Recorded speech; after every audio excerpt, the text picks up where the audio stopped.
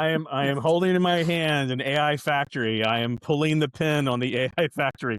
I am throwing the AI into our conversation because I do believe that this notion of a supervisor, a scheduler, an economic engine will probably sit atop of something inside of an AI factory that's deployed into your favorite good old-fashioned data center that was never ever imagined or designed for supporting the silicon that Dave was talking about.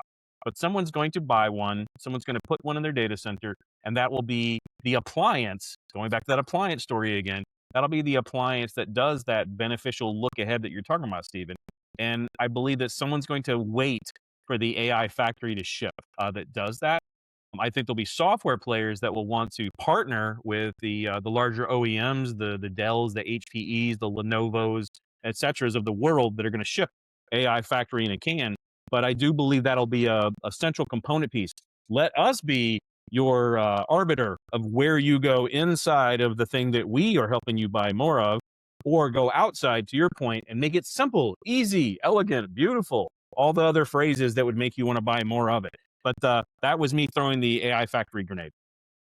Well, I mean, listen, GSIs have, the Deloitte's, KPMG's, Bain's, whatever of the world, McKinsey's, you name it, have built their business on on being the router, if you will, or the proxy for all these type of things. I mean, and they have a line of business around AI factories. I mean, we know this, right? It's, stuff that I think even in early days, Jay, going back to your VC days, right?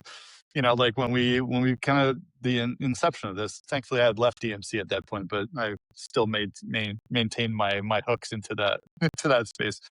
But even, the perspective of the GSIs was, yeah, we want to give you advice on what to choose, when to choose it, and how to implement it, right? And we'll go to market with a Dell, we'll go to market with an HP, a Lenovo, whatever.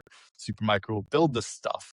We'll build the factory that produces the bits and pieces, and we'll go in here and we'll charge you $5,000 an hour to tell you what to do, right? And so the idea and the concept is sound, and I think this is great.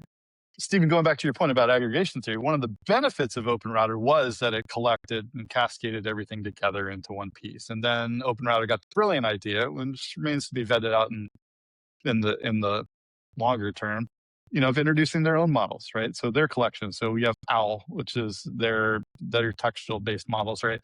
And so they're starting to offer a little bit more of this first party type thing. But I think one of the challenges / opportunities that I've seen from OpenRouter's perspective. And again, remember, I'm coming from the characterization space, right? Like this is what MLCommons does.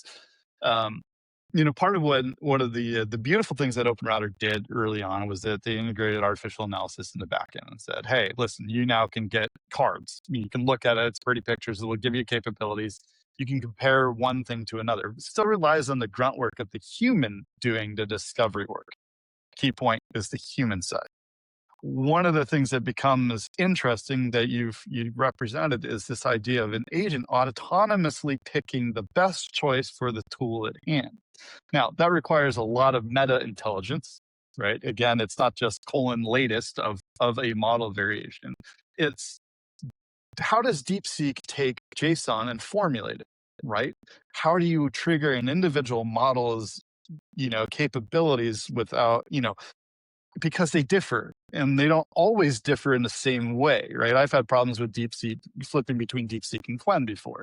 And the difference is slight, but it's enough that it breaks the tool chain. So an agent needs to be able to, dip the proverbial toe in the water and say, oh, that's cold. That's my reaction.